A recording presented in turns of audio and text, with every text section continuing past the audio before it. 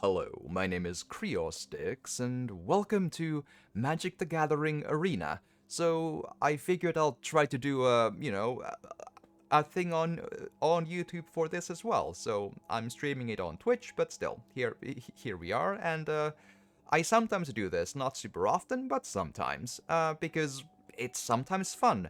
Even in between the moments I yell F-bombs with bitter anger at most of the matches because my temper is bad. Still, I swear it can be fun if you really don't think about it. Yes, good, excellent. So, let's see. So the goal is to try to get some wins and maybe have fun, like momentarily in there somewhere. Yes, good. And everyone watching, let me know during the match if the audio is way too low. Like, I want to be able to hear the sound effects of the game, because it feels sometimes a bit low, and I'm very curious about, like, hearing feedback on that, because I feel like almost the game's, like, uh, audio just changed on me at some point, so would be good to hear. So within the match, let me know. So yeah, I tend to do like alchemy play, because I don't have a huge collection, and that lets me use the starting cards and so on. Voice mic is a little low. Oh, interesting. Hmm. But hey, aloof and poofed. I'll see how the balance all turns out. I can't really do too much about that without going quite deep into the things, but let's see. Let's see how it all But thank you for the info nonetheless. All right. And Substance, hello, welcome. Glad to have you and hope you had an excellent day. I have the start is interesting. That's for sure. I can try this. Give me a minute.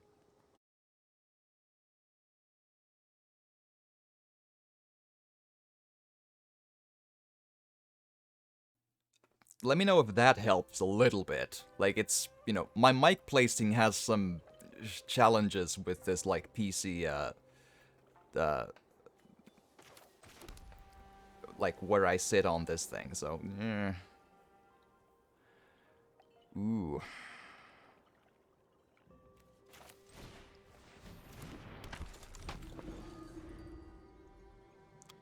But yeah, like, especially let me know if the game audio is completely just, like, so low that it's basically unhearable.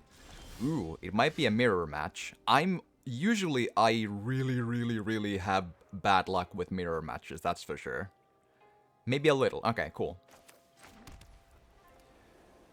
Well, every little bit counts, but still. But I hope you enjoyed the beach, Substance. But yeah, thanks for the info. Alright. Decent start so far. Ambitious farmhand. Enters the battlefield, you may search your library for a basic plains card, reveal it, put it into your hand, then shuffle. Coven, transform Ambitious Farmhand, activate only if you control 3 or more creatures with different powers, makes a 3/3 lifelink. You don't build decks. I've built this deck beforehand. I can show you the deck after I finished this game, basically, because I figured that I'll wait until some people get in and then we can discuss how my deck is built and whether or not it's worth anything.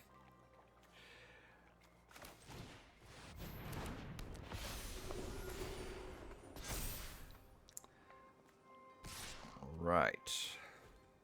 He shouldn't be able to do anything to the Voice of the Blessed as such.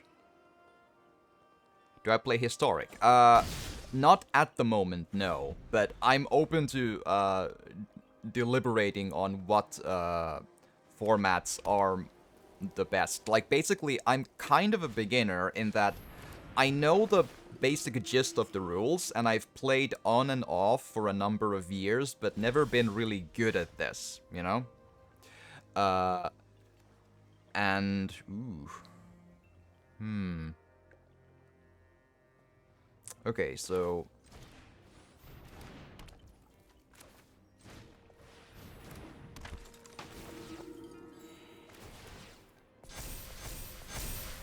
Okay, so far so good. I need a forest from this.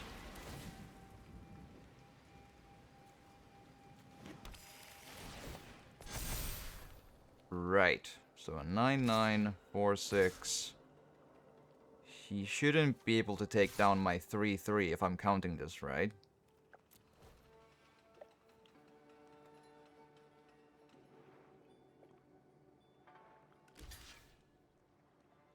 I'm not even sure why I attacked with the 3 and 3. That's just me being aggressive and dumb, but... But yeah, like... I basically, I went with alchemy because I don't have a huge collection. And when I started out, like, alchemy allowed me to use the starting set cards, you know?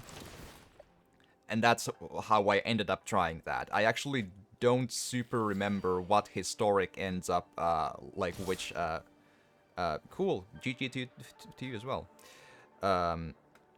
Okay, so 4, 4, 1, 1.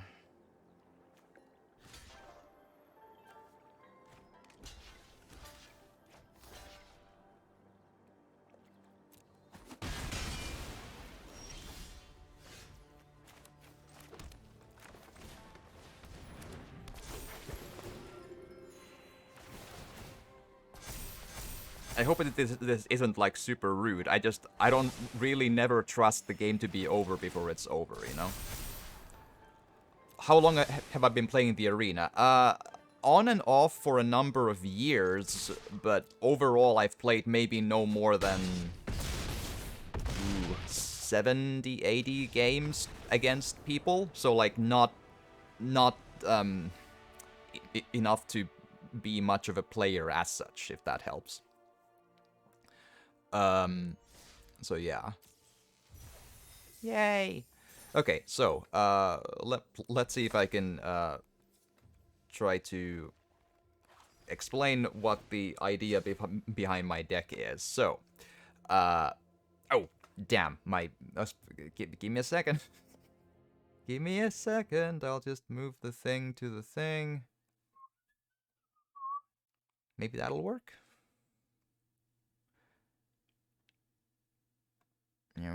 So, right. So the idea was that when I played the, like, tutorial games, if you will, and maybe I should just, like, make it just so. When I played the tutorial games, I found most affinity with the idea of, okay, so maybe I make a healing deck with the idea of you get counters for your cards when you get healing, and see if that works okay. Turned out it worked kinda okay. And then I tried to find essentially information on what cards fit that idea, so I don't just end up being creamed by better decks just because my card quality isn't good enough with the same idea I already had, right? So in my first iteration, I had these cats and just simple hallowed priests and impassioned orators and just build around that. And then the current version stands at 3 cleric classes, 4 lunar veterans, 2 fortifying draughts, because I actually found this to be super, super useful if you have even a vaguely good turn going with healing stuff. I realized that I'm under the impression that a very popular form of this deck uses, hold on.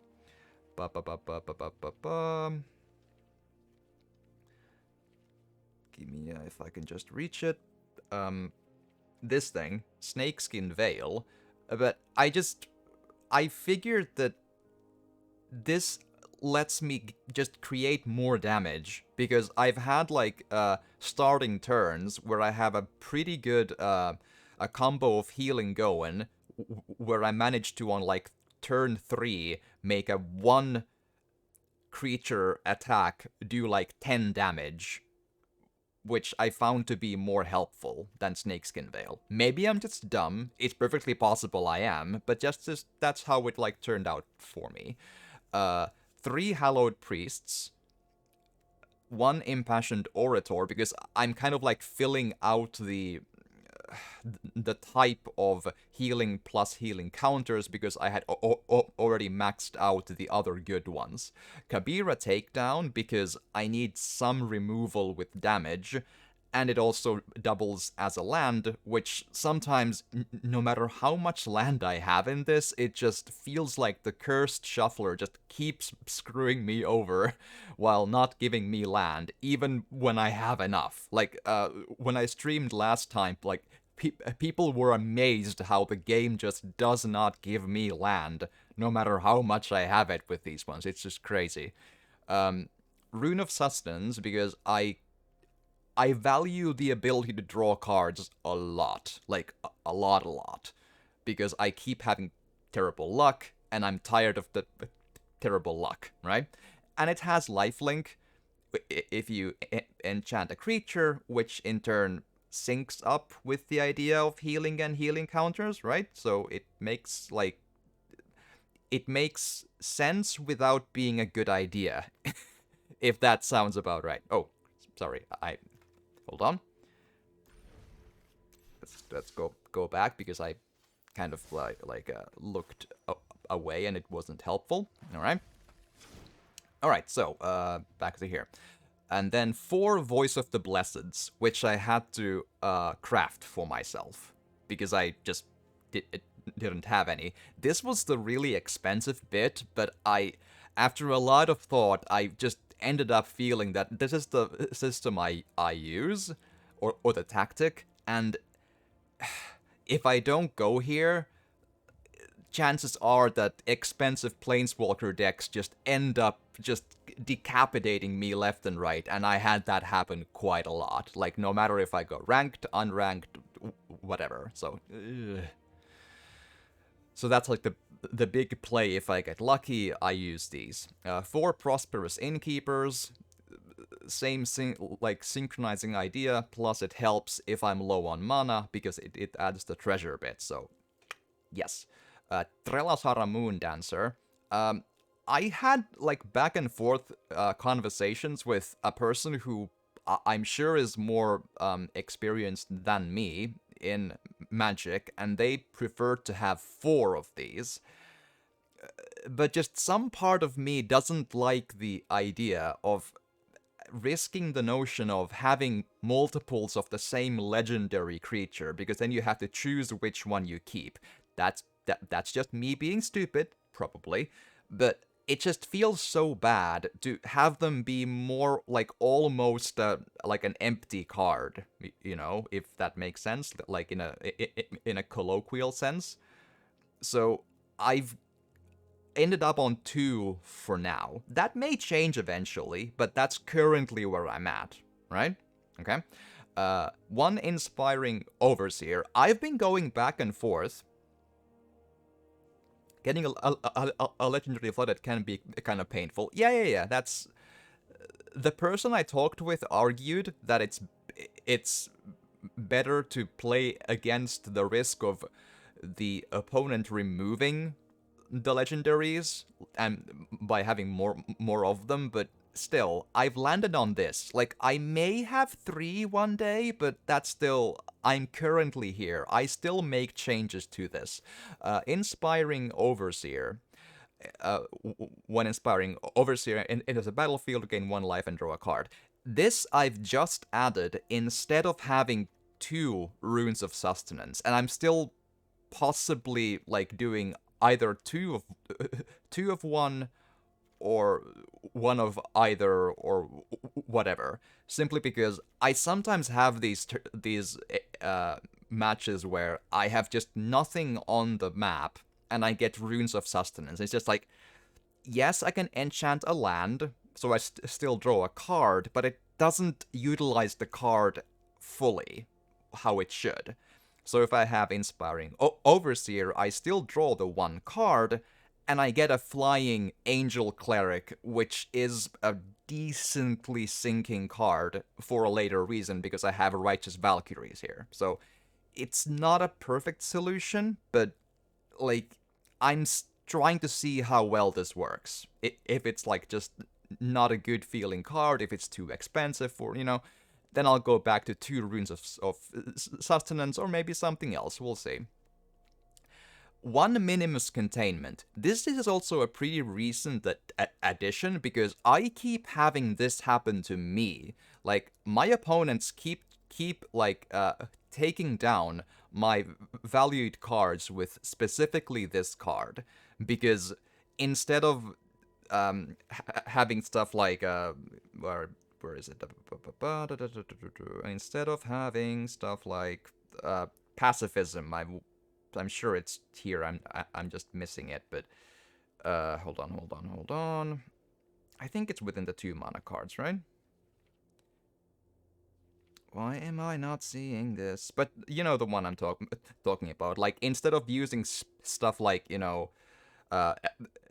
target card can't attack or block, it's a pretty good card of removing all abilities from a card, and they keep doing it to me.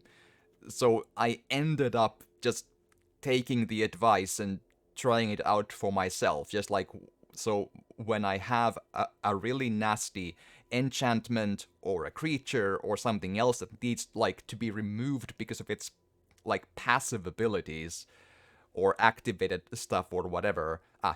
Here. So on a very, very early version, I used these. But I learned later on that attacking or blocking isn't really the most dangerous thing that opponents can do. So instead, I'm now using this. On an early version as well, I actually never really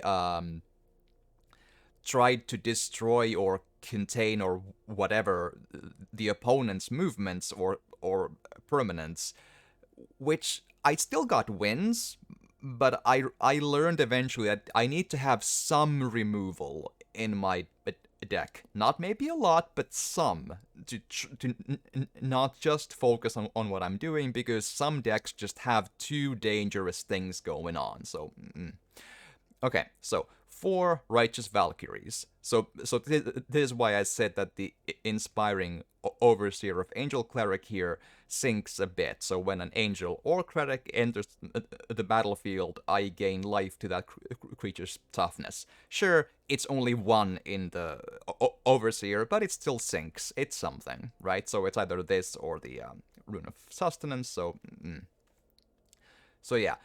So when this ends up working, this really turns the matches in my favor in a pretty decent way. Then I have Bala Ged Recovery. Once again, it's one of these, like, I tend to go really removal heavy, but that's a personal taste thing. It's always interesting to see other perspectives.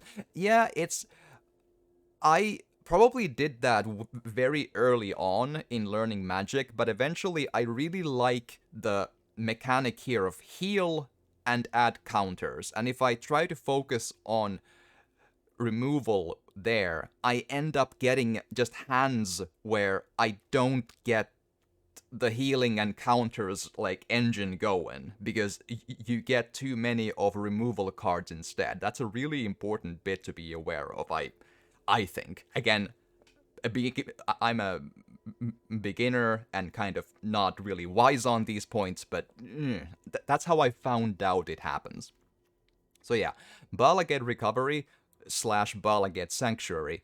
Again, one side is land, and this allows me to recover a killed card, which oftentimes the opponents remove by destroying just stuff I put on the map because or on the battlefield because they tend to see them as large threats, which they are. So I get those back if this works out, and it's not like super duper expensive. So this is a useful thing.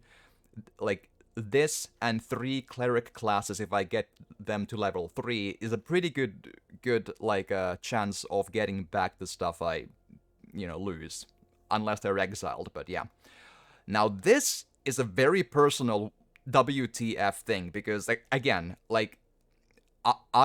got this deck improved by the friend I was talking to when they linked to me basically the online uh, ranked whatever deck that this is the really good one. I got some ideas from it here, but I've still held on to a lot of the stuff I like instead.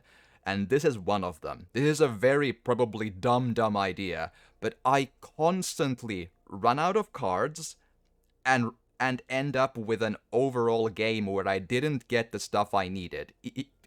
Even though I feel I've built the thing decently tight. So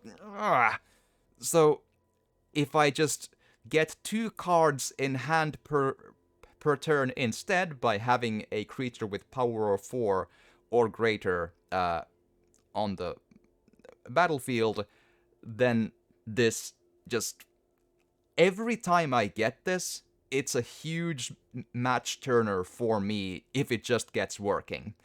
If it doesn't get working, obviously not great, but it usually gets working. It's a touch slower than I'd like, but if it gets working, it's a huge deal. So I like it and I have 2 of them.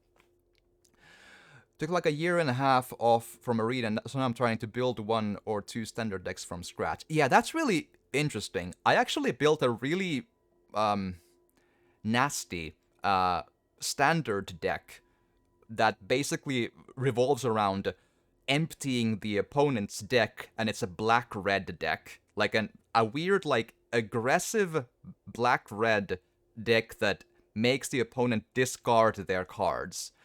I don't know, it's a very... I'm a simple man deck, but I get wins with it, so, who knows. But yeah. But it's very interesting that, yeah. And I kind of did the same thing. Like, way back in history, I bought, like, a couple of the Planeswalker decks. I played, a few dozen games and so on. And then I stopped playing, came back maybe a couple or 3 years later, and none of the cards I have are in standard, and I just built one from whatever I had from the codes and, So, yeah. And this is also my very personal, weird idea. 3 Bonds of Discipline. It's in two different slots because they're 2 different blocks. So, yeah. So, tap all creatures your opponent controls, and creatures you control get lifelink until the end of turn. 5 mana. It's kinda expensive, but whenever I get to use this, it's almost always a game over for the opponent. So, it was even more valuable when I did not have Voice of the Blesseds and I had like 1 Righteous Valkyrie because I just didn't own any. So I crafted 4 of these and 3 of these. So expensive stuff, but it ended up having to be done. So when I didn't have any flyers, this changed every match because I couldn't get through otherwise without like extremely strengthened up creatures. So yeah. I picked up a bunch of packs from the last 4 sets, the ones that won't rotate until September, so I have something to work with, but of course it's a bit of work. Oh yeah, it sure is. But while it can be frustrating, there is still some interesting, like, challenge and, like, there is an interesting vibe in, like, having to work with some limitations to manage to get a Magic deck done that kind of works. It's a challenge that maybe builds our ability in the long term, So, thinking positively and all that. And then 1 Enduring Angel. Might need to try Colossal Majesty, my blue, black, green commander deck. Thanks for introducing that to me. Yeah, sure. Like, it's a cool thing. Put together a couple of mono decks. Yeah, that could be a thing that works, absolutely. Although correct me if I'm wrong, but I think mono decks require basically a bigger collection because if you mix up different colors, you have a better chance of using some useful cards from like 2 different colors if you have a limited collection, but I don't know. That's just me. But still, fun is fun, so absolutely go for it. So yeah, Enduring Angel is a weird one. It's, again, 5 mana, have to have 3 whites, which can be a problem. Flying, double strike, you have hexproof. if your life total would be reduced to 0 or less, instead transform Enduring Angel to the one on the left, and your life total becomes 3. Then, if Enduring Angel didn't transform this way, you lose the game. I've never had the you lose the game happen. I'm sure it's a thing that can happen, but I've never had it happen. I've used this card, I don't know, 20 times, 15 times, and it changes into flying. You have hexproof. Angelic Enforcer's power and toughness are each equal to your life total, and whenever Angelic Enforcer attacks, double your life total, which means that even if multiple creatures do damage to you in the game is about to end a turn, they can't kill you on that turn. Like, the combat just, let's say you have, 1 life, right? And the opponent is attacking with, 10 creatures, each with 5 damage. The first one attacks, you should die, but instead you just plonk. You don't. And the other 9, even their attack doesn't kill you. So it just becomes this, weird thing of you being invincible for 1 combat turn. Then this changes. It sounds weird, but I swear that's how it works. It doesn't come across clearly, but that's how it works. The opponents never know this. It's pretty strange. And then let's say that you are 3 life, and this Angelic Enforcer is 3 and 3, right? And the moment you attack with this, it's double, so it's 6 and 6, and then you are 6, and every time you gain life, that is then transformed into her damage and toughness as well. So every time I've had this be used, I believe so at least, it basically uses very, very effectively my deck's ability to do the healing engine bit. So very, very quickly, my healing starts working again, and I get a lot of life, and all of a sudden I have a 24/24 Angelic Enforcer, and the game just turns completely in my favor. So it's a little expensive for the thing I'm doing here, but every time it gets, gets to be used in the game, it's usually a really good thing. I think I've had no more than 1 situation where it just didn't quite pan out, but yeah, it's really good. Oh yeah, because all the damage is simultaneous, I think. Yeah, I think so, at least in the combat turn. Unless it's first strike and whatever, but still. I actually don't know if first strike and, how would, double strike or first strike normal damage do it. But yeah, but that's still, it's more useful than it sounds. Really, really good. Okay. And then just 9 plains, 9 forest, 1 branch loft pathway, which is white and green, 1 broker's hideout, and 2 cabaret courtyards, which are both basically the same idea of getting 3 different colored lands, including, of course, plains and forest. So it's so these 2 are evolving wilds, if you know that one, but for 3 colors instead of any color, and you get 1 life. So this gets sacrificed immediately, and then you search your library for a basic forest, plains, or a 3rd one, which is, in these cases, island or mountain, but I just use plains and forest, right? And then you get 1 life, and shuffle the deck. And for the longest time, I was such a dumb boy, not understanding why these are kind of useful. And evolving wilds as well can be if you don't have these. Because for some reason I just didn't realize that there's actual usefulness in just using this to get the land from your deck, tapped but still, and then the remaining deck you have is 1 card thinner, meaning that your chances of getting the stuff you need is that 1 card better. So instead of your chance being 1 out of, let's say, 50, it's now 1 out of 49. It's not a huge change, but it's a thing I just, for some reason, never thought about. So, especially if you feel like you are cursed in pulling the stuff you need, then this is that ever so slight change to maybe improve that. So, there we are. So yeah, there's my deck. That's what I basically all the time use, because this is the only one I find is these days competitive in normal games, because people just bulldoze me in any other thing. Most of the other stuff are just like daily quest stuff, or just starting decks, or random ideas of just trying, and they tend to not work. Alright, let's do another one. And I feel like we're probably losing this one. I rarely win 2 in a row, so.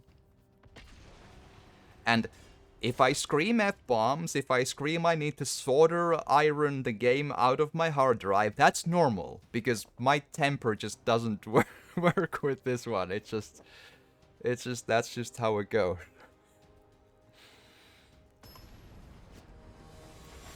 Alright. Oh boy, fingers crossed. Let's hope and dream. Okay, the start isn't terrible. If I have 3 mana to begin with, that's something. I'm thinking.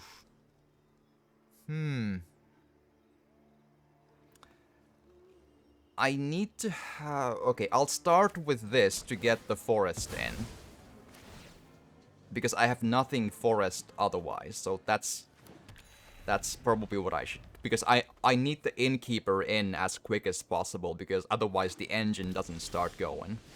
Yeah, I think it was a good choice. Yeah, go. Excellent. Alright. So yeah, I've had matches where this fortifying draught adds like +9 to an innkeeper, and I like clicked it through into the face, and the opponent just conceded right there, like, oh, because it was such a surprising turn in such an early bit of the game, you know. As Zeus has many journeys, you may play an additional land this turn, gain 3 life, exile this saga, and return to the battlefield transformed under your control. Transformed as what? Whenever License of the Seeker becomes blocked, untap up to 3 lands you control. Ooh, yikes. Ooh. Yeah, bad news bear, huh? Okay. I haven't seen that used really much, so I don't know. And they are 3 colored at least. Lovely. Cool. Okay, start with Voice of the Blessed, maybe? Although they use red, so they might be very big into removal.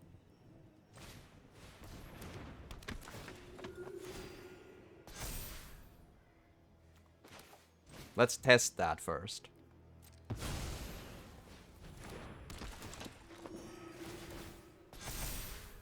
This could be just me being dumb. I don't know.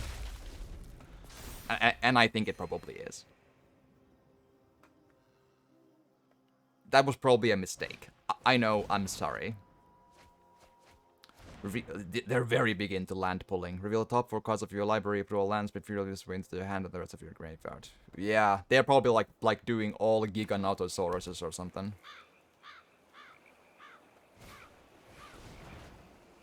Yeah, okay. Yeah, that's super not great. Okay, lovely.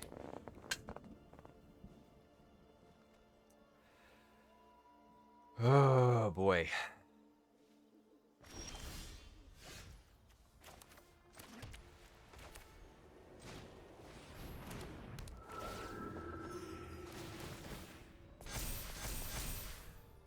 Okay.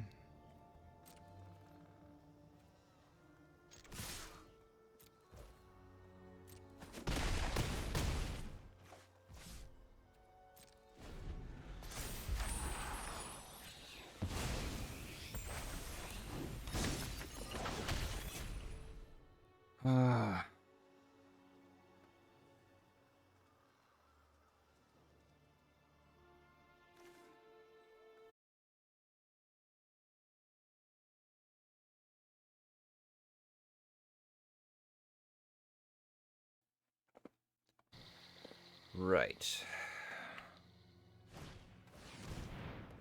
Alright, even more. Cool. Great. Like it. Lovely. Cool. Yeah. Removal is a thing. Not much you can... That's just... You gotta have the... Yeah, I am not very lucky here. Yeah, okay, cool.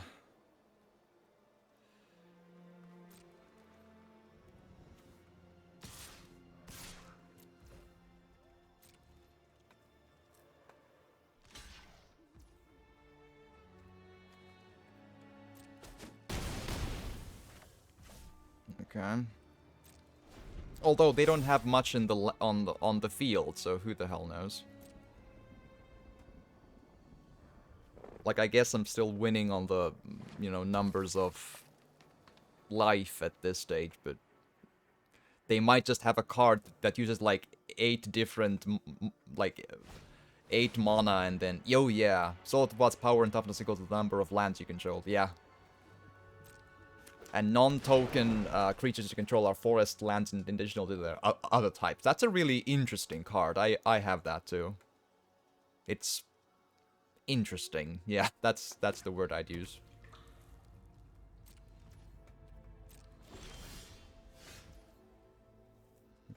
Okay.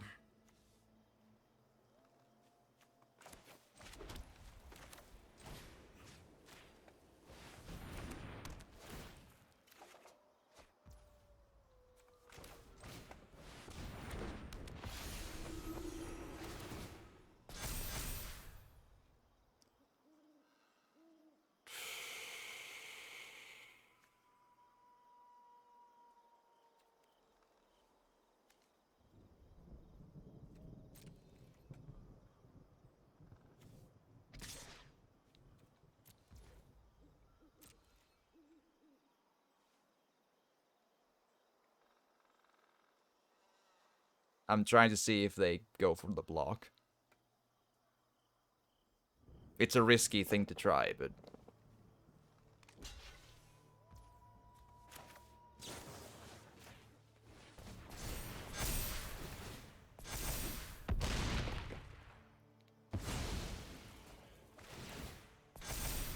Alright. Well, they did. Risky, but it worked out.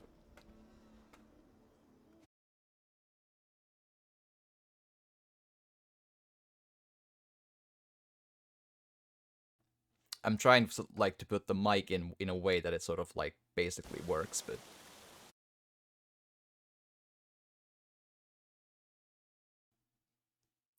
Alright, sorry.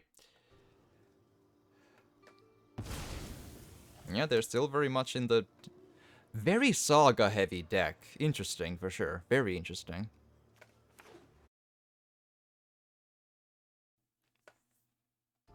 Not sure what to... like, do with, but... Yay!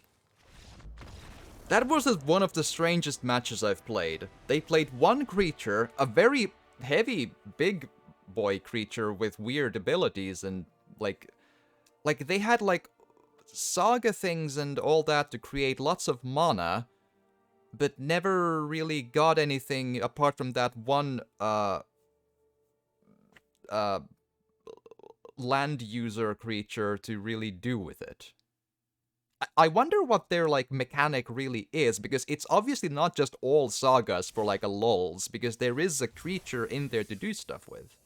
Very curious. But, yeah, I very often get matches that just end up being all sorts of garbo, because it just doesn't work out, so... So sometimes that is how it goes.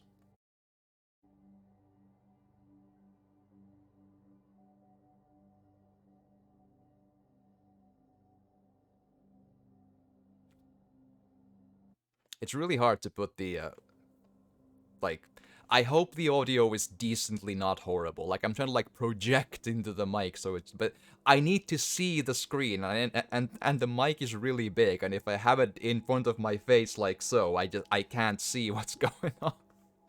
Like I'm getting more and more used to having the mic like decently at like the side of my other eye and so on, but if it's literally in my face, I can't like I need to see the cards on the upper side of the screen, you know? Oh, actually, voice fine. Cool. Glad to hear.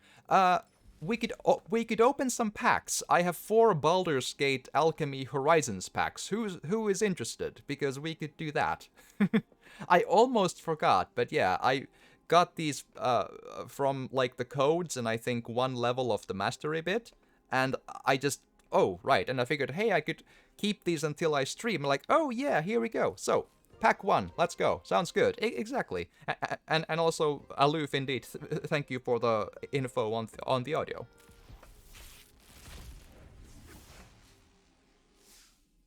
Okie dokie. A lot of new ones. That's, well, all new. Well, that's because I haven't opened more than I think 1 pack of this block yet, so. Ow! Oopsie daisy, sorry.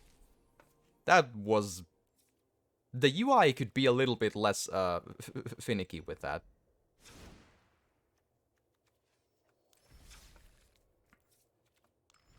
I think the deck system has like a well, it should have a thing to. I feel like the deck thing has a way to show me what's new. Hold on.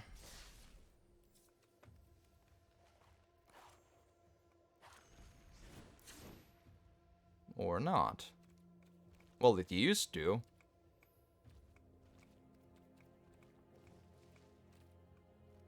Man, that sucks. They've apparently patched it out. So the game used to have a system where it shows like the new cards in the first bits here, but now it's no longer a thing apparently.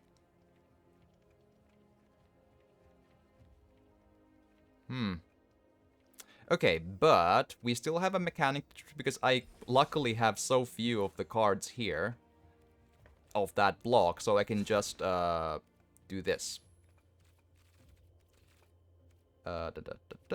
This. Boom. All right. So, let's go. So, you're ambushed on the road. Choose one, make a retreat, return target creature you control to its owner's hand, or stand and fight. Target creature gets +1, +3 until the end of turn. 1 mana. Interesting. Not sure, well, it's basically the blue unsummon option, and then add some abilities if or some numbers if that's instead the thing. It could be useful. White doesn't really do those oftentimes. Plus, it's a cool callback to the Baldur's Gate bit of like, you have been waylaid by enemies and must defend yourself. If you've played Baldur's Gate 2, for example. Dawnbringer Cleric. This we just saw, but I didn't have time to read it.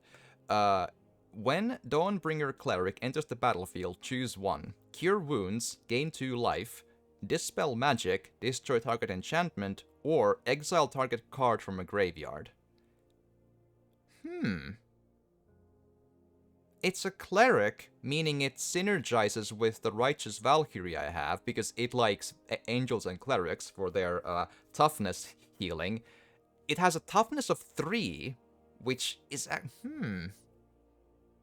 And I've often had issues with enchantments because I have very little enchantment removal.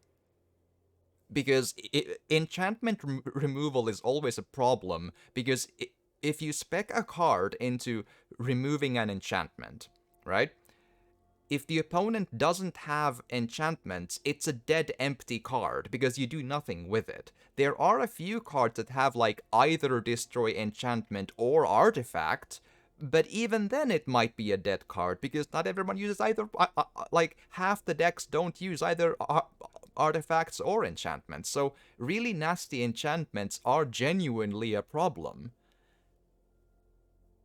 I could be persuaded. Because gaining 2 life as a human cleric, when you put that, there is the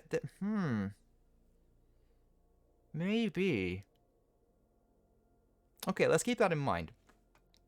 Soon's Intervention, 6 mana, instant. Choose one or more. Create two and two white knight creature tokens, or seek a non-land permanent card with mana value 3 or less, destroy target artifact, destroy target enchantment, target player gains 3 life. Really cool, kinda expensive though. That is undeniably an issue. Hold on, my nose is tickling like ugh.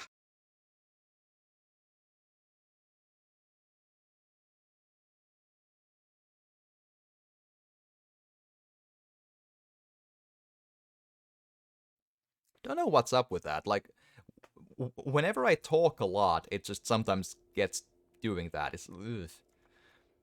So yeah, cool thing. 6 mana is really expensive though. Like even for all those 5, it's like I'm not saying that it's like too expensive to get all those 5, but my deck isn't very good at creating mana, you know, and most of the big things going require no more than 3 mana, with the exception of the tap all the opponents and add lifelink to yours, and the angel that prevents death. Apart from that, I think everything is 3 mana, which is really how I forgot to ask before, but how you been? I- mm, I'm not sure how to answer that question, but let's put it this way: I'm glad to be streaming because then the mind doesn't focus on all of the bad stuff with the health and stresses and so on. Like my health has been not like it's been a problem. Like my chronic pains have been kind of bad, and stress is really bad as well. But we're trudging along, and life has a lot of big, uh, like solid points which are really positive, which I can always hold on to, and that's really good. So it's a it's a combination of stuff, and there is reason to believe that eventually all of this will be better again. Health better but not good, and the stresses will eventually ease up. It just takes probably weeks or months and so on, but eventually they should. So, you know. And the honest answers, you know. Yes, cool. All right. Dragonborn Looter. 2 blue, Dragon Rogue. 1 mana and tap for draw a card and discard a card. Okay. I don't really play blue oftentimes, but there's a thing. Lizard Folk Librarians. Creature Lizard Double Team. And Double Team is, I think, a new thing, or at least I haven't seen Double Team before this block. So, when a creature with Double Team attacks, if it's not a token, can conjure a duplicate into your hand, then both of them perpetually lose Double Team.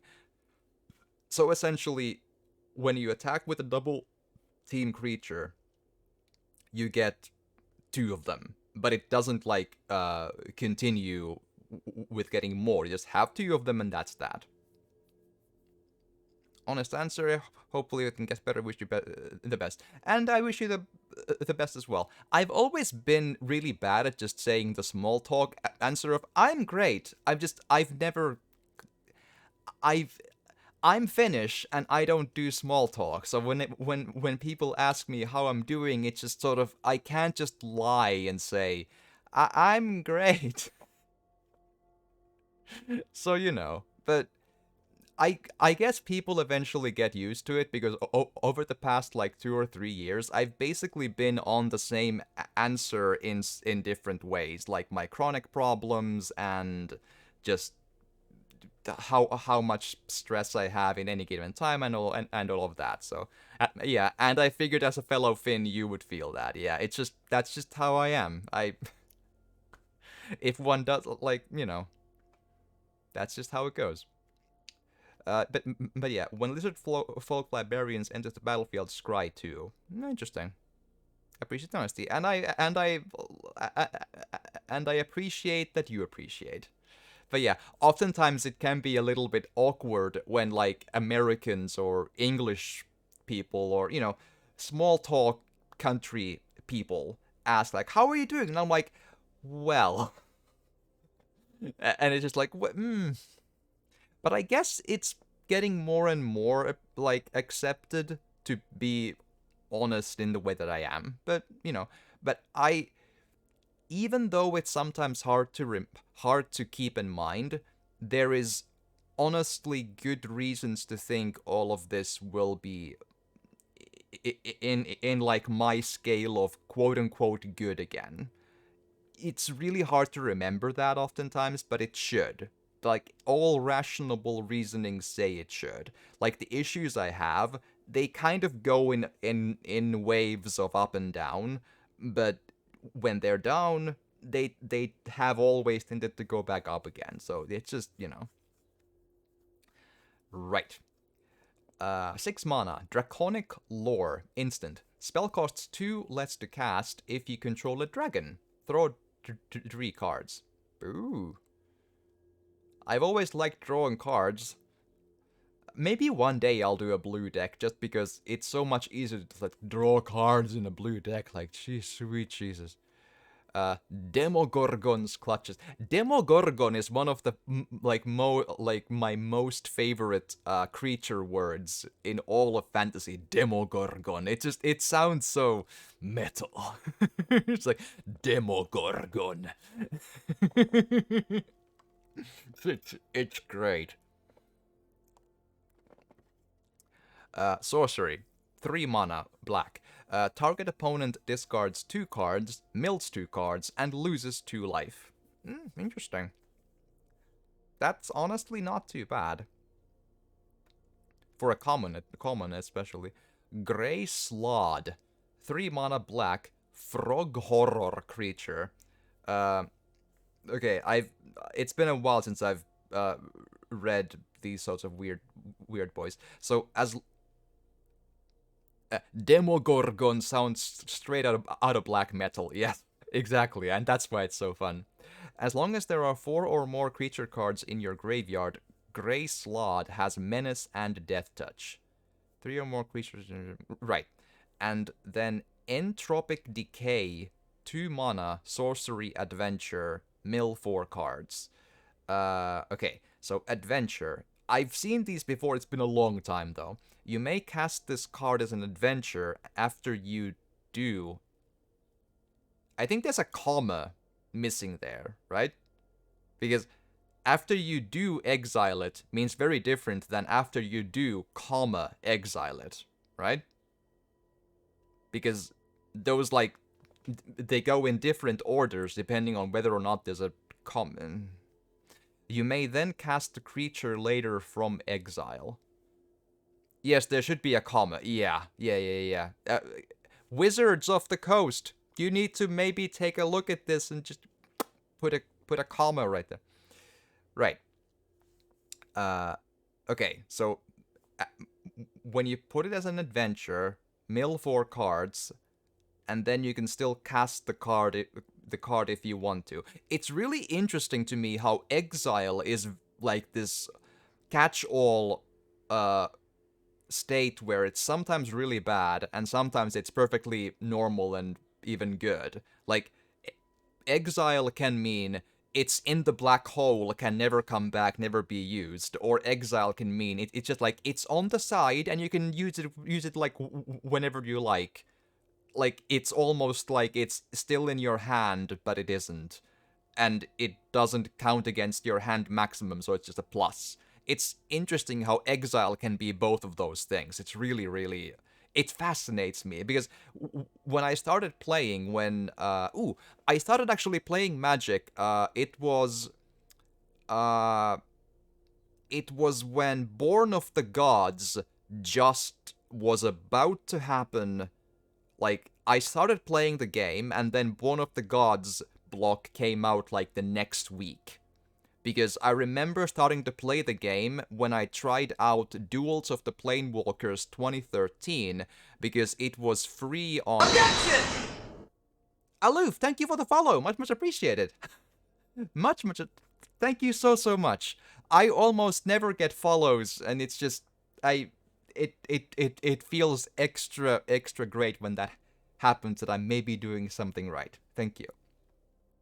Uh, yeah. So when Duels of the Planewalkers 2013 was also, should I put the alert sounds lower, or is that just right? Uh, so when Duels of the Planewalkers 2013 was free on Xbox Live with Gold, right? I tried the game then, or at least I got the game from that and tried the game. And then, like a week after I started with that game, Born of the Gods, which I still have the like DM screen or whatever, I have on my wall there, uh, came out, and I had a lot of frustration with the cursed card shuffling, which was like tilted against the player in the single player challenges in Duels 2013, but I still was fascinated by the artwork, and when everything clicked to work, it was I enjoyed it. So, and there we went into. So, and eventually here I am. A number of years in between not playing, but still, I played 2013, 2014, 2015, and then the free-to-play Duels, which was quite short-lived, and then MTG Arena here. So I've played 5 different MTG games plus the physical game. I haven't played too much physical. I've played maybe like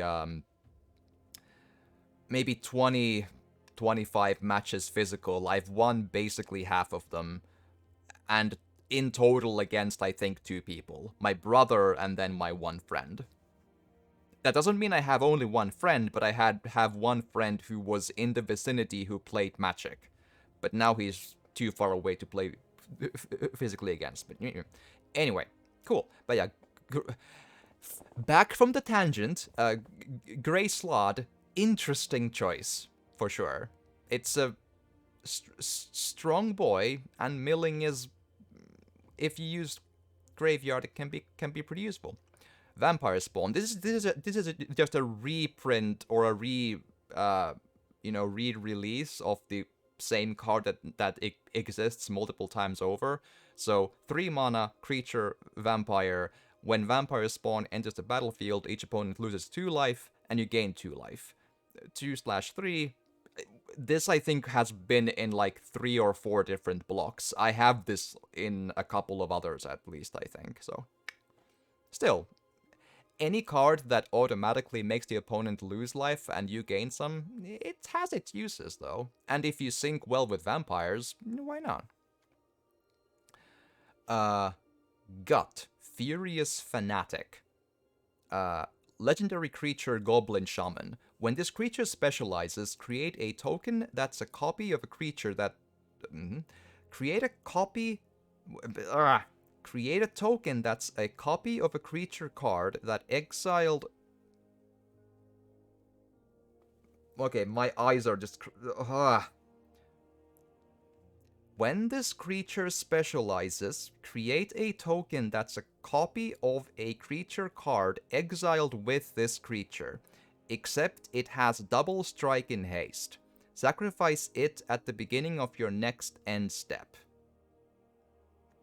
And it starts out as specialize 5 mana. When Gut Fanatical Priestess enters the battlefield, up to 1 target creature you control fights target creature you don't control. If the creature you don't control would die this turn, exile it instead. Right. And... hold on. There should be like a...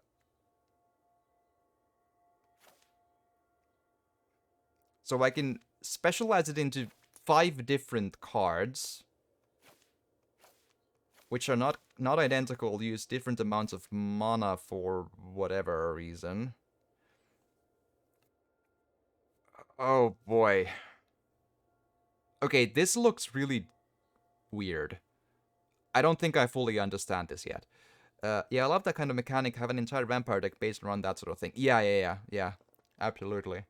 There's this one vampire lady that's quite expensive to put into the map, but when you do, it has this mechanic where it's something like whenever a creature with a counter on it attacks, the opponent loses one life and you gain one life. So if you have a full army of creatures with one or more counters on it, you automatically do like a million billion damage, even by attacking, even if it doesn't quote unquote get through the blocks. So it's really fascinating. I think it got like nerfed from alchemy at least because it's really, really, well, weaponized if it gets going. Okay, when this creature specializes, create two tokens that are copies of a creature card exiled with this creature. Except they're 2 and 2 and have haste. Sacrifice them at the beginning of your X-Nens. Create a token that's a copy of the creature card exiled with this creature 3 and 3 and is flying in haste. Except it's 4 and 4 menace and haste. 5/5 trample and haste. Okay. I think I'm starting to understand. So, right. So you put this card on the like I'm dumb. Hi. But so when you put this card onto the battlefield and then it does the basically the rabbit bite, where you a creature you control attacks a creature you don't control, and then the loser of that, which is then gets exiled, right? Good. And then that exiled creature can be, with specialize 5 mana, can then be pulled as a copy of that, can be pulled on your side with either double strike haste, uh, or two of them of 2 and 2 and haste, and one 3 and 3 flying haste, one 4 and 4 menace and haste, and one 5 and 5 trample and haste.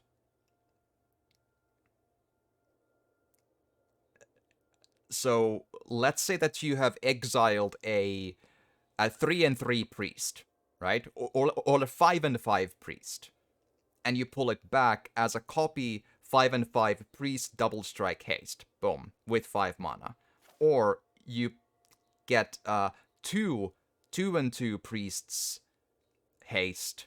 Or you get one 3 and 3 priest with flying haste, one 4 and 4 priest menace and haste, or one 5 and 5 priest with trample and haste. That's really complicated to look at, but I'm now I get it. I hope that makes sense to the people watching. That is a very, very I took so long to understand what the hell's going on. That's very complicated, yeah. Or it's oftentimes it's a lot of text to explain something relatively simple is oftentimes how this thing goes. Like there's like Magic sometimes spends so many words explaining something pretty simple. Like I think the one of the most weird things is perpetual. I'm gonna show perpetual in a bit, but I think it's a really, really, really like misleadingly named for sure. But let's go and check the other cards first. So, Circle of the Land Druid. 2 mana, green, Gnome Druid. When Circle of the Land Druid enters the battlefield, you may mill 4 cards. Natural Recovery. When Circle of the Land Druid dies, return target land card from your graveyard to your hand. Alright, simple stuff. May mill 4 cards, and when it dies, target land from your graveyard to your hand. Cool.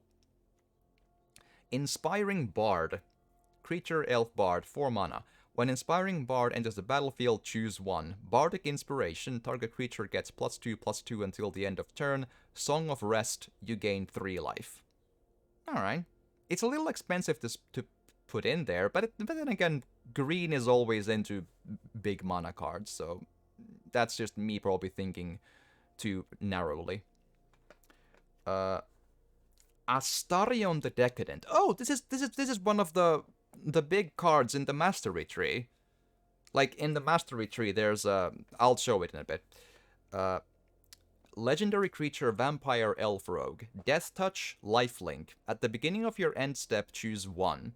Feed. Target opponent loses life equal to the amount of life they lost this turn.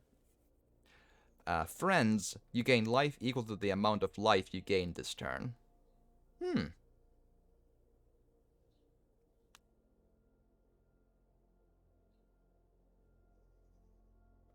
If I do a life-gaining black and white deck, it's a little expensive, but still, maybe. Pretty cool. Corlessa, Scale Singer, legendary creature, Dragon Bard. You may look at the top card. Objection! Ah! Well, hello there. Just popping in to say hi before bed. Clanker, hi, welcome. Glad to have you for the. And thank you for the 5 months Prime subscription. There is an entire Twitch world, and you used your Prime on little old me. Thank you so much. I will never be able to put into words how much this means for me. There's the Prime sub familiar. It still counts for me. Like, as far as I'm concerned, if it gets an alert, it counts. It all counts. Like, I don't. You know, like, it's just, it makes, even just as long as it makes an alert that says subscription, it lifts my spirits. Clanker, thank you. Nonetheless, absolutely hell effing yes. Thank you, still. I believe it'll get me some and funny you should say that. This week, basically everything I have been eating, apart from a little bit of candy here and there because it's cheap, here, or at least I have some leftover from whatever. I've been eating basically only, like, actually I don't know what the specific grain I'm using, but just sandwiches, bread with essentially only pickles. I didn't have any butter or margarine. I didn't have any. And I ran out of cheese and meat in like 3 days into the week. So just pickles and some random ass sauces I happen to still have in the fridge. So it's just sandwiches and pickles and nothing else. So a prophetic guess. So, but yes, literally pickles. And I have, I think, 3 pickle slices left, and I'm gonna eat those in my next sandwiches. So it absolutely will. Thank you so much, Clank. And, indeed, I hope when you go to bed it'll be excellent sleeps as well. But thank you. How could I possibly know? I don't know. Maybe you're magic. Or magic brain. Yes. I don't know. Okay, so, where were we? Corlessa Scale Singer, legendary creature, Dragon Bard. It's a dragon. My girlfriend loves anything dragon she's in, so this is, you know, you may look at the top card of your library anytime. You may cast dragon spells from the top of your library. Ooh. You've been spying on. Yes, I think you may have a hidden camera in here.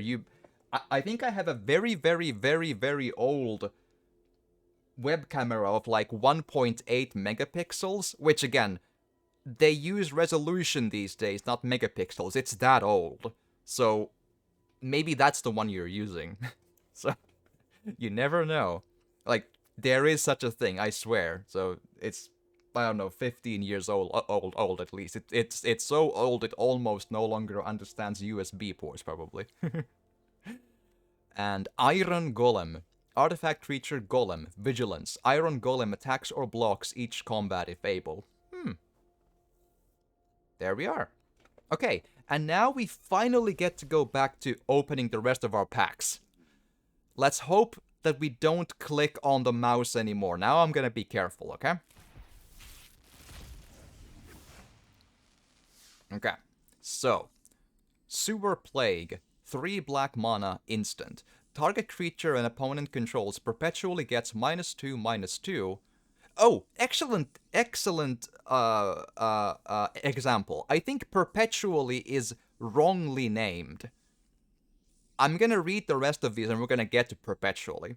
At the beginning of each upkeep, this creature perpetually gets -1/-1, and perpetual is perpetual effects and counters are not removed from cards that change zones, meaning from hand, graveyard, exile, that sort of thing. Battlefield. Rhyme Shield Frost Giant.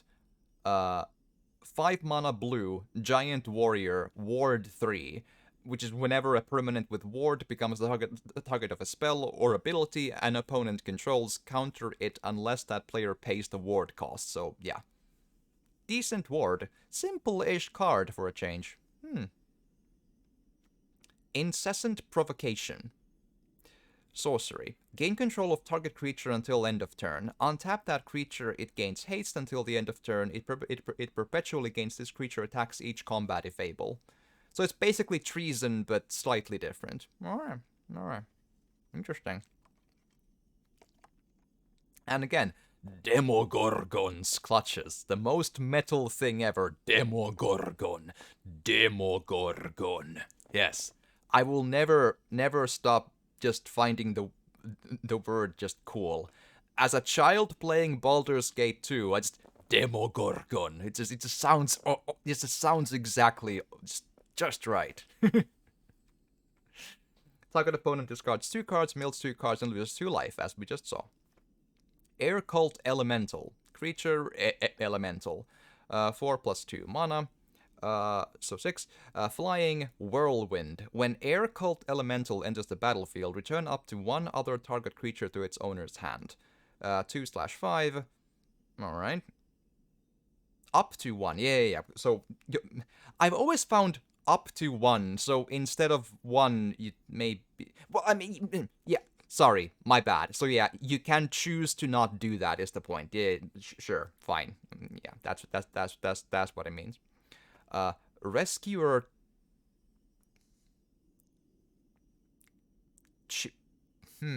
Quinga. I'm gonna say Quinga.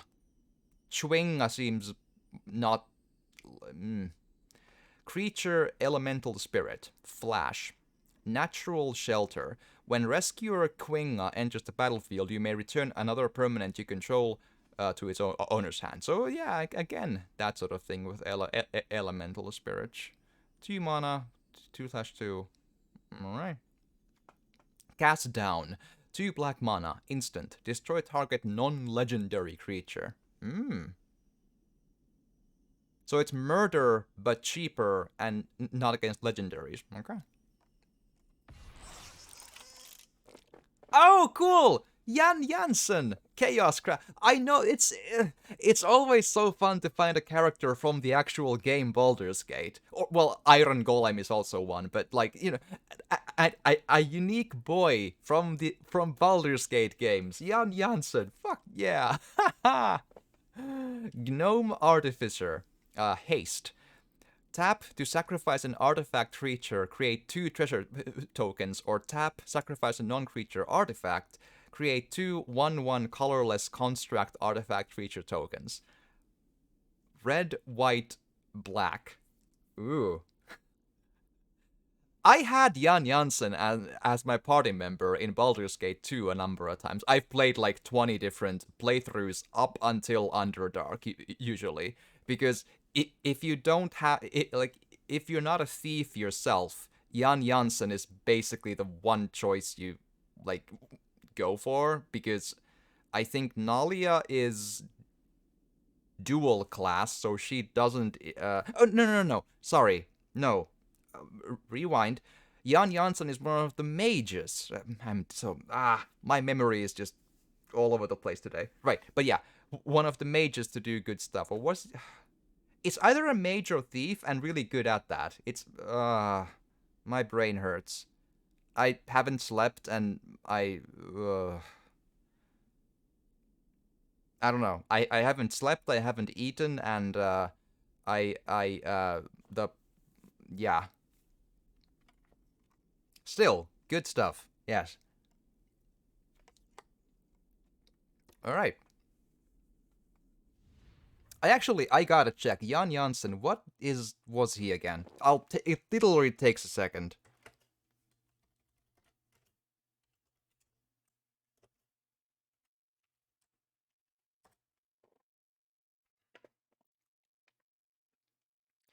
Jan Janssen Baldur's Gate is Illusionist Thief. So was it a dual class or multi class?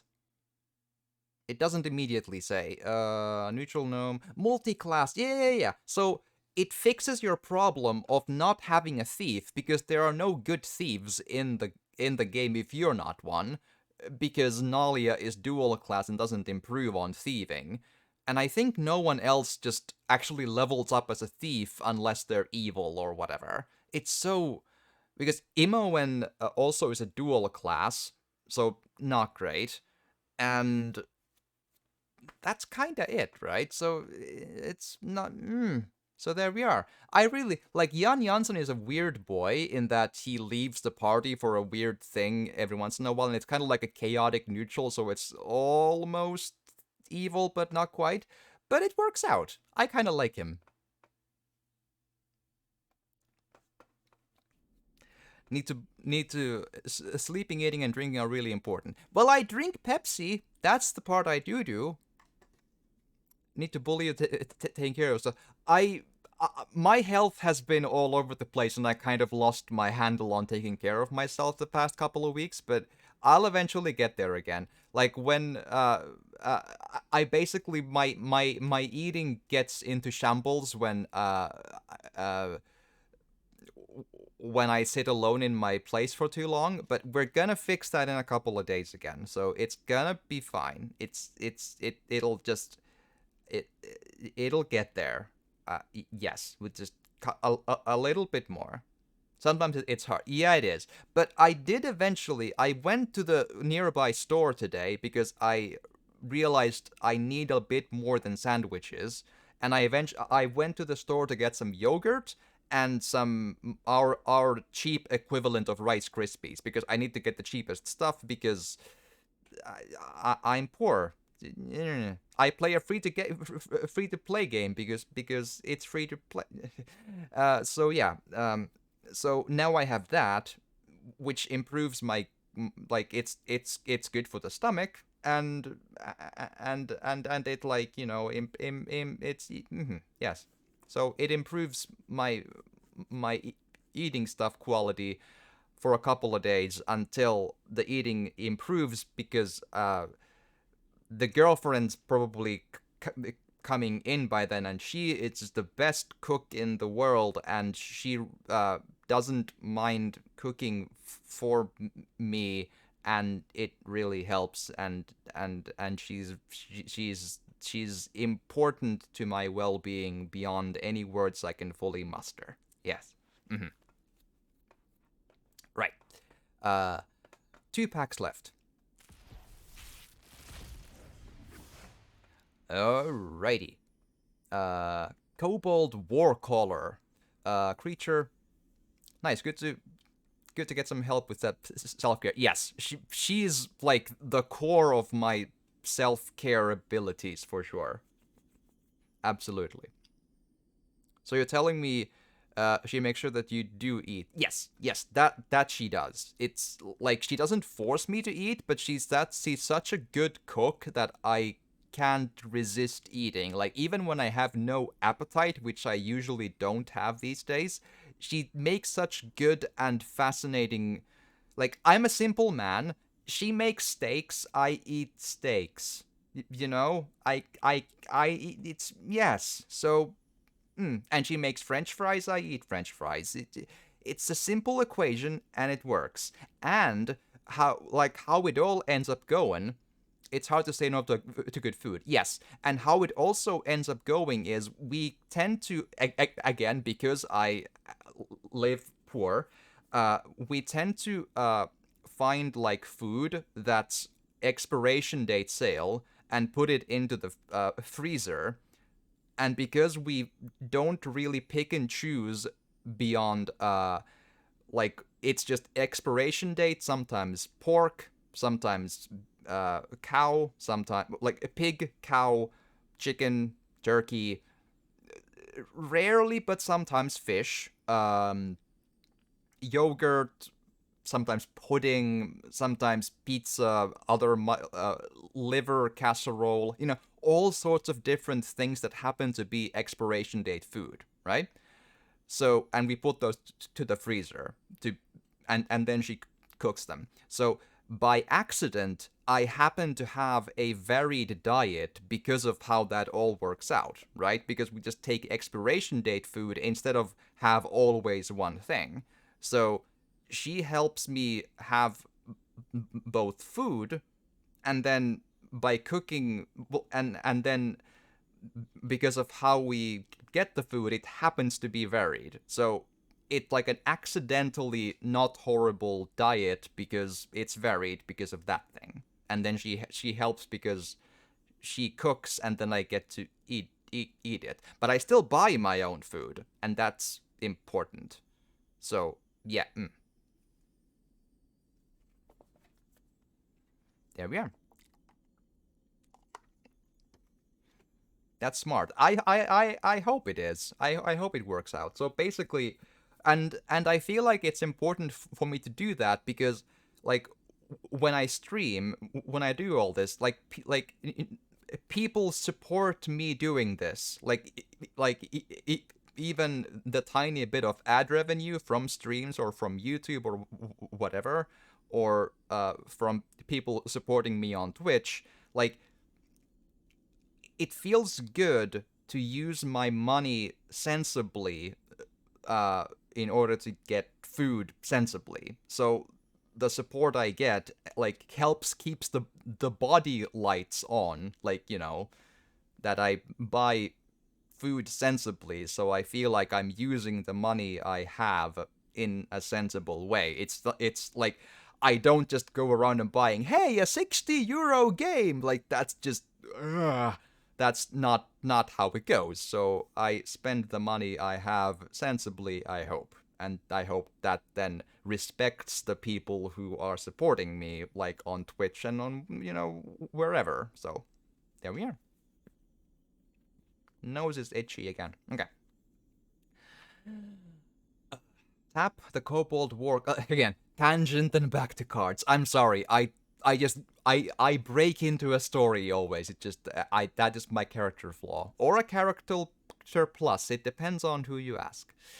Choose a creature that card in your hand. It perpetually gains hit. Yeah, that one. Arcane Archery. Instant. 3 mana. Target creature gets +3/+3 and gains reach and trample until end of turn. You get a boon with when you cast your next creature spell, that creature enters the battlefield with an additional +1/+1 counter, reach counter, and trample counter on it. Okay. And boon is just like a benefit. It doesn't have an explanation on it. +3/+3 gains reach until you get the boon with when you cast your next creature spell, that creature enters the battlefield with an additional +1/+1 reach and trample.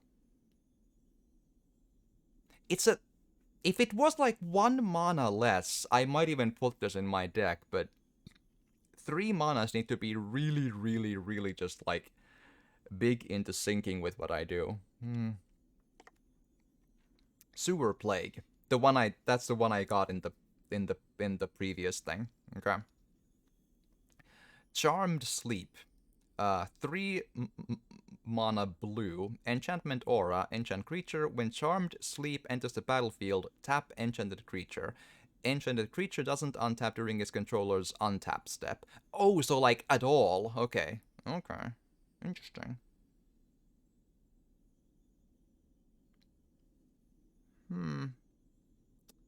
I'm wondering, like, pacifism is almost the same thing, and it's one cheaper in white.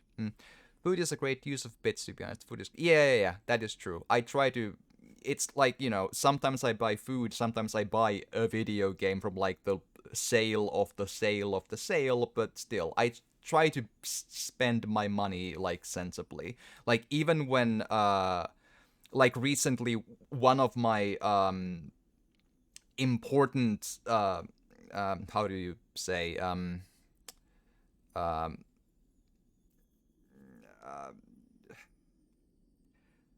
words, come on, important like audio visual hardware items just broke down on me, and I had to replace it somehow. Even then, I found a replacement that was high quality enough to fit the slot, the empty void that item like left, but one that was in a good sale and in a good like a time slot where that sale happened to be in, and I compared it hard and wide into different items of a similar price range to make sure that the sale wasn't just like illusion and so on, that it would be a sensible buy that would still also, according to all sense, be a hardware thing that would fit and work for the next 5 years, 6 years, and not just a low quality piece of shit, you know? So it's a balance. Dragonborn Immolator, a dragon shaman creature. 2 mana, red. Sorry, 4 mana to cast. Equipment sales 2 bells. Yeah. So 4 mana red, but it has an ability of 2 mana. Dragonborn Immolator gets +1/+0 until end of turn. Gift of Tiamat. When Dragonborn Immolator dies, note its power. You get a boon with when you cast your next creature spell, it perpetually gets +X/+0 where X is the noted number. Okay, gotta go by. Clank, thanks for being here again, and thanks for the Prime alert, however you want to say it. But still, it's a subscription. That's still what it is. So thank you so much. And hope the sleeps are excellent. So, and you were here for a good time. So thank you for that as well, and thank you for the chatting, because I'm sure chatting also helps the algorithm and all that good stuff. So thank you, absolutely thank you so much. All right, and it's a mythic, and it's one of the big ones. Grown up bedtime here. Gotta go. Aloof, thank you as well. And indeed, Aloof, thank you for the follow earlier. It also really made my day. This has been a cool day to stream this, and I'm so glad I came here to do it. So have a good stream game. I will try to, and have a good sleeps night and morning and so on in your end as well. Thank you for being here, and thank you for the follow once more. 10 p.m. here. Nice meeting you too. It's 6 a.m. for me, so, and I haven't slept yet, so I don't even know if I will sleep. Not sure. We'll see how it all works out. So, but yeah, nice to meet you too. Okay, so which one of these is the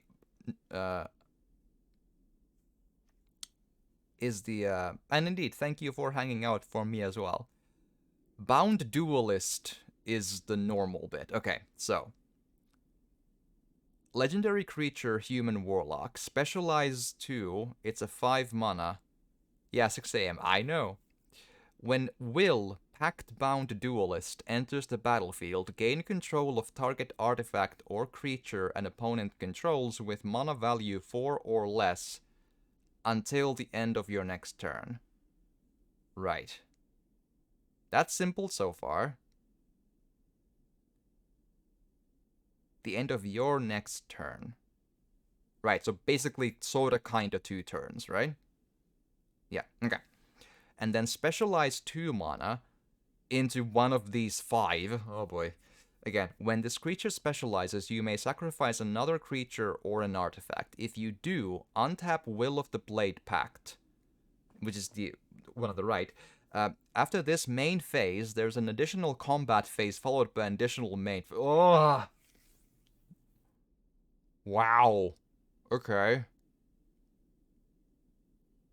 I'm not sure what that really means. Like, does it mean that, like, like, do the creatures that attacked on the previous combat untap for the next like, is it like actually a full turn in every sense of the word, or is it just like you get additional phases if you happen to still have mana or untapped creatures or whatever? Like, I'm not sure what that fully means, you know?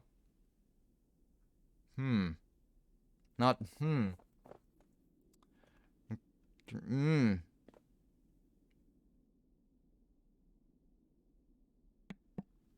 That is weird.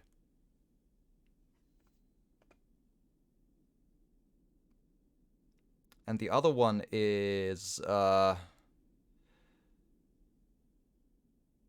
when it specializes, you may sacrifice another creature. When you do, return target creature card from your graveyard to the battlefield. It gains haste. Its mana value is 4 or greater, or if it is 4 or greater, sacrifice at the beginning of your next end step. So if it's 3, you can keep it in the field. Okay. When this creature specializes, you may sacrifice another creature or an artifact. When you do, return target instant or sorcery card from your graveyard to your hand. Okay, that's the least simple. The fourth one is sacrifice creature or an artifact. When you do, draw 3 cards unless target opponent pays 5 life. Right. And you may sacrifice. If you do, Will of the Fey Pact perpetually gets +3/+3 and gains trample. Okay. Right. The first one is...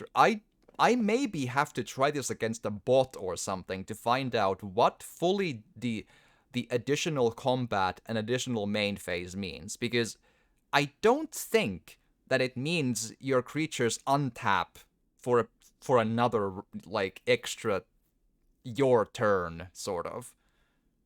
Because...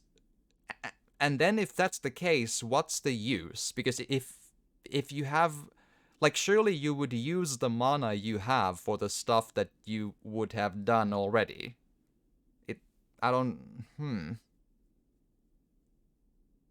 But the other bits seem pretty useful, though. Alright. Okay, so now that we're here, Perpetual. Let's give a quick moment at Perpetual. I think it's really badly written, or it's wrongly named. So Perpetual means that perpetual effects and counters are not removed from cards that change zones. So indeed, if your card in hand gains a thing, it remains a thing when you put it on the battlefield. It remains on the card if it dies or whatever. It's always on the card, right? But to me, perpetual means like it keeps happening, you know? I'm pretty sure that the, like, dictionary definition of perpetual means that it like keeps happening. So it sounds to me like the counter happens again and again and again, but instead it's just stays there. So to me, the more sensible word for it would be like a synonym of permanent. Now, I realize that the word permanent is already like a card on the battlefield, sure, but it would still make more sense to just call it target card permanently gains this thing, you know? Perpetual is such a weird word, and I think it's the wrong word to use for this, because it doesn't happen again and again and again. It happens once, and it stays on the card. That's what this thing means. Perpetual in this game. I mean, again, I'm the dumb one, but surely, like, that's what my logic's like trying to explain this to people is so confusing because it sounds wrong. Because perpetual is just not what this means, right? I don't know, but like that's what my mind says. But all right, last one, and this pack gives me a mythic wild card. That is awesome. Ooh, almost all new ones. Lovely. Icewind Stalwart. 4 mana, white, Tiefling Warrior. Protection, fighting style. Means when Icewind Stalwart enters the battlefield, exile up to one target non-warrior creature you control. Then return it to the battlefield under its owner's control. Okay. Had such a good run in Sea of Thieves with a friend. He went to sleep debating if I go to store and then to sleep or how I do. Kind of tired. Yeah, I think it sort of depends if you need to do anything, like if you have to go to, like, I don't know, work, doctor's appointment, take a phone call from something official within the next day. If you don't, then I think you should sleep when you're tired, probably. But like, I think you know better how your body and mind will react to it. Like, if I push myself too hard, like me, I have a higher chance of like anxiety attacks and such. So I need to be kind of smart in knowing uh whether or not I should or shouldn't sleep, and I also know whether or not I'm capable of waking up to a alarm clock with like 3 hours of sleep or 2 hours of sleep. I'm pretty sure I kind of can't trust myself to wake up to like 1 or 3 hours of sleep. 4 or more, it should be doable. I've had some really bad cases happen like once or twice, but usually it works out. Nothing to that you know of. Cool. I could pull on an all-nighter, but I'm gonna be so off during the day and not off at PC. Yeah, that's kind of how I often do. If you don't have a big reason to fix your sleep schedule within the next, I don't know, 3-4 days, like a really good reason, I you know better how you want to do and how your body reacts, but I tend to do all-nighters only if I have a pretty good reason to go for it. Like, for example, I have a phone call I have to take in 7-ish hours, so I need to balance out if I stay up and up until then, or just go to sleep in a few hours and just try to wake up with 3 or 4 hours of sleep. It's still a tough choice, especially because I'm expecting a different phone call during office hours, but it could be today, tomorrow, day after, who the hell knows. So, Fariday's Fireball, 5 mana red, instant. Fariday's Fireball deals 5 damage to target creature or planeswalker. Roll a d20. 1 to 9 is Fariday's Fireball deals 2 damage to each player, or 10 to 20 is Fariday's Fireball deals 2 damage to each opponent. Alright. I'm just most likely gonna visit the store soon and after that head to bed. No reason to pull an all-nighter at the moment. That sounds like the reasonable and smart option. I feel like that's the good way to do it, especially if your store visit isn't too taxing. So in your like energy. So that sounds good. Circle of the Land Druid. 2 green mana. Gnome Druid. When Circle of the Land Druid enters the battlefield, you may mill 4 cards. Natural Recovery. When Circle of the Land Druid dies, return target land card from your graveyard to your hand. We saw this one earlier. Yeah. Now I remember. Genasi Rabble Rouser. 2 red mana. Elemental Shaman. Double Team. Which is again, you get another one of the same card if you attack with it.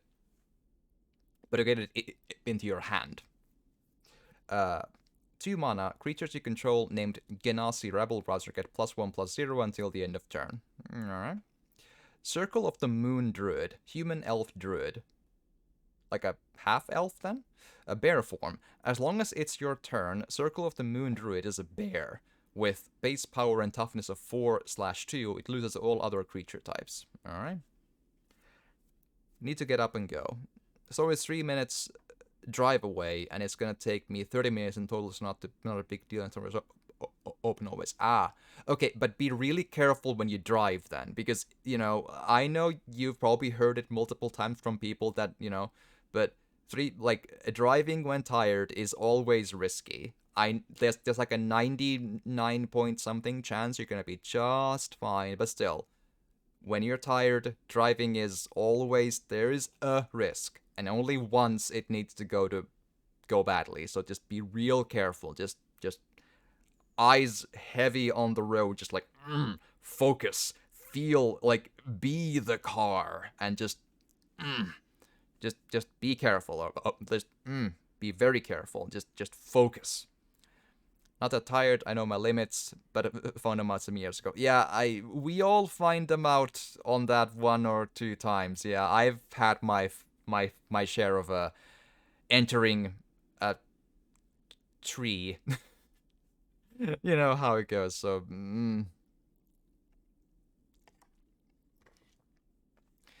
But still, be careful. It's important. Monk of the Open Hand. 1 white mana. Flurry of Blows. Whenever you cast your second spell each turn, put a +1/+1 counter on Monk of the Open Hand. I've had once before, like, second spell each turn and add life. That was an interesting card, but I ended up usually not having a second spell, so it wasn't that useful. Nodded off at the wheel, nothing happened, so it was more like a learning experience. Yeah, I've also had that happen once where I don't know if it's like nodding off or how did it happen, but it probably wasn't as dramatic as I remember it, but this one time when I was going to work, it was like a lot of routine and a drive to work. I needed to be there at I think 7 a.m. So one has to leave home at like 6:30, meaning has to wake up like before 6 and still like, do everything and go. I remember this one time I did that like route to work like during my years, maybe who the hell knows, 400 times.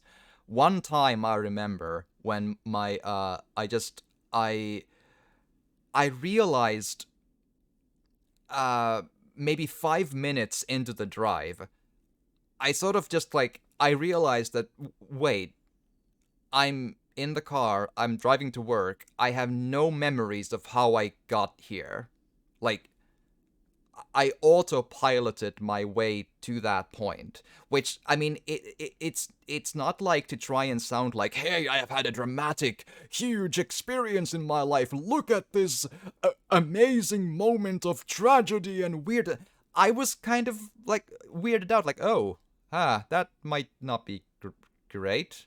Like, I just sort of like jolted, like, huh? Okay, like, I was probably all the way just eyes open and going, but I had no memories of driving a single meter of that route up until the 5 minutes in. Like, oh, okay, that's probably not healthy. Let's not do that again. So, you know, it's important to sleep enough to do good in the wheel. Yes, maybe then. Know the feeling. Once happened to me as well, and it was like 10 minutes in for the driving lesson. But yeah. I'm already at this part. Yeah, I remembered nothing. I didn't remember getting into the car. Didn't remember getting out of like our driveway. Didn't remember anything of the, like. It's just like, oh, I think I was just eating breakfast. What? Like it. Like, it's not like super dramatic, I'm sure, but it still was kind of like, oh, damn, let's not do this again.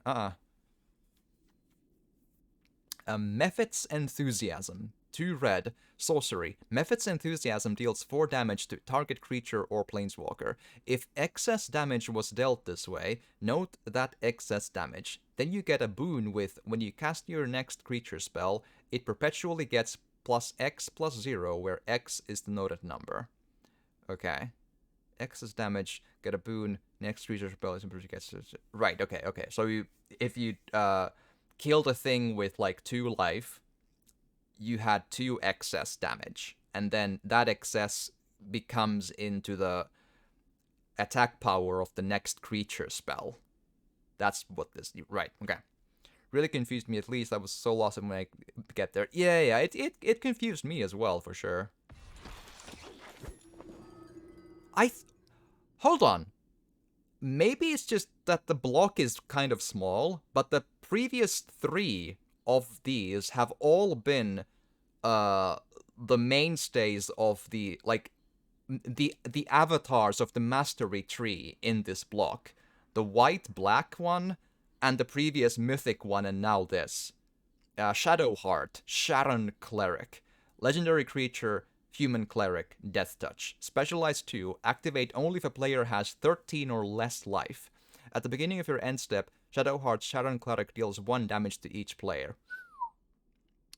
So it specializes into either Death Touch Lifelink at the beginning of your end step, Shadowheart Cleric of Graves deals 1 damage to each player, or Death Touch at the beginning of your end step, Shadowheart Cleric of Order deals 1 damage to each player, and whenever you lose life during your turn, create a 2/2 White Knight creature token. Interesting. Death Touch at the beginning of your end step, Shadowheart Cleric of Trickery deals 1 damage to each player. Whenever you lose life during your turn, draw a card. Death Touch at the beginning of your end step, Shadowheart Cleric deals 1 damage to each player, and whenever you lose life during your turn, Shadowheart deals that much damage to each opponent. Okay, cool, yeah. And then Death Touch, Shadowheart Cleric of Twilight can't be blocked by creatures with power 2 or less. At the beginning of your end step, Shadowheart deals 1 damage to each player. Whenever you lose life during your turn, put a +1/+1 counter on Shadowheart. Alright. Not simple, but easier than the other ones, at least, I think. I'll be heading off now. I'm trying to catch you live next time as well. Forgot how chill it's here, and while the convs are enjoyable, have a great rest of the stream, and have a great day after one. And to you as well. Have excellent and safe drive. Good luck on finding good stuff at the store, and then good sleeps, and hopefully we'll see you next time. I always enjoy a good conversation, and that is a very kind compliment to say that it's a chill time. I may be a small and unlucky streamer, but I at least try to be chill in the stream to, utilize the chill vibes that I can hopefully convey. So, but yeah, thank you for being here, and hopefully see you next time as well. All right, cool.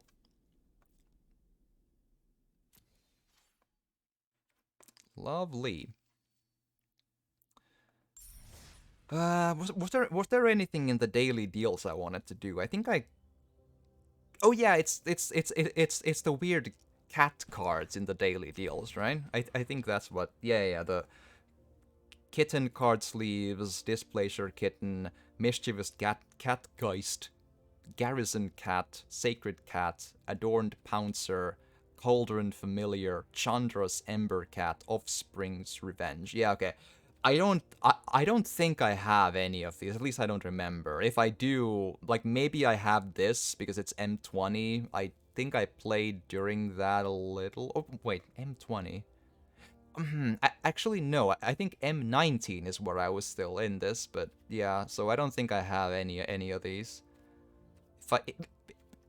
If I did, I think the Garrison Cat is pretty cool looking, and the Adorned Pouncer, but all of the, like, more than 1,000 are really expensive to get, even at, like... I even feel they've gone up in their cost. Like, 1,250 for just a different visual is so much. Like, ouch. Like, I oftentimes buy the commons that are, like, 300 or 250, but... yeesh. These are super expensive. Like, maybe if I would use them in my usual deck, like I recently got the black and white D&D visual for the Trelasara Moon Dancer. Like, it's an option here. Let me, maybe I can find it in the... Actually, I wonder, it's supposed to show... Hold on. I'm pretty sure I have it. And I'm wondering why it's not showing up on the deck, actually. Hold on. Let me see if I can find it. There. So, hold on, how do I make it, ha!